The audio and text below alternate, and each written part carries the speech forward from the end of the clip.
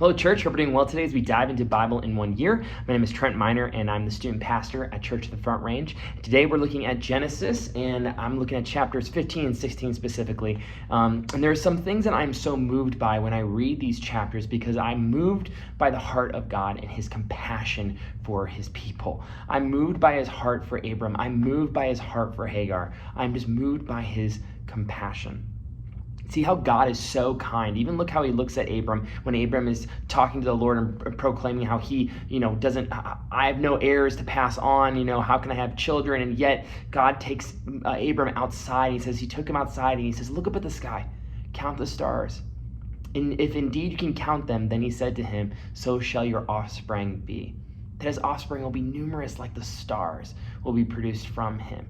And I look at God's heart and how kind he is. He doesn't just say it to Abram, he even shows him. He shows in that moment, look at all the creation. Look at the stars. You will have children and heirs. You will have inheritance just like this from all these stars. It'll be this numerous. And then I look at Hagar, which I'm really moved by God's compassion in this. Because Hagar in this moment is actually being, in a sense, manipulated by Abram and Sarai to actually produce a child. And they kind of want to take things into their own hands. And so, and at this time, you look at how they treat Sarai. Look how Abram and Sarai treat Hagar. And Sarai talks to Abram and says, you're responsible for the wrong I'm suffering. I put my slave in your arms. And now that she knows she is pregnant, she despises me. Look how Sarai talks about Hagar. I put my slave. The slave in her eyes doesn't even need a name. It's just her slave. And then Abram goes back and says, your slave is in your hands. Look at them toss back and forth like she's just some property. It really is. I mean, she's being a slave. She is their property. She's not even worthy of saying their name, at least in their eyes in this moment. And yet Hagar has this heart where she knows she's being mistreated by Sarai. She runs away for her life, and then she meets God, and God meets her in that place. And the first thing that God says to Hagar is, Hagar. He didn't say slave. He didn't say unworthy one. He says Hagar. He calls her by her name.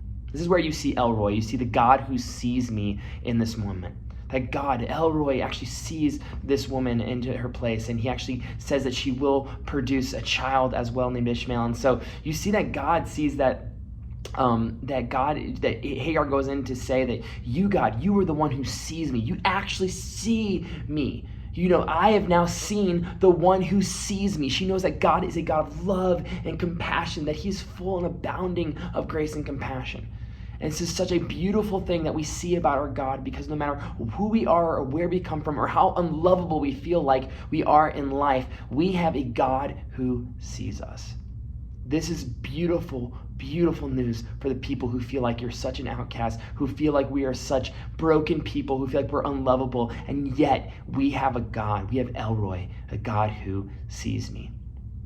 And then actually, as we see with Hagar, this is why the well was called Be'er Lahai Roi. And we see that, and actually the meaning of it is the well of him that lives and sees me. Isn't that beautiful? This is our God, guys. This is our God, church. This is the kind of God we worship. This is the God who is unlike any other gods. Nobody is like our God. He is full of compassion and he sees us. The creator of heaven and earth, of all things, the star breather, God sees us. That is powerful. That is encouraging for us when we feel like we're alone, when we feel like we're an outcast, when we feel like we're unlovable, that God actually sees us just like he saw Hagar. I know that's encouraging to me, and I hope that encourages you today as well, that the same God who walked Abram through his journey and said that you're going to have inheritance like the stars in the sky, as numerous as stars, to the God who saw Hagar in that place and didn't see her as some slave or some piece of property, but he saw her as one that he would use for his glory, and he would actually say that you got, and Hagar was able to proclaim back to God, say, you are God, you are actually the one that sees me, that actually knows me. It's so powerful. I love God's heart. We have a compassionate and loving God, and I pray that lifts you up and encourages you today, church. I know it lifts me up to know that every time I feel lonely or I feel isolated or outcast, that my God does not ignore me, that my God does not abandon me. My God sees me, and he sees you too. I pray that encourages you, church. Have a great rest of your day.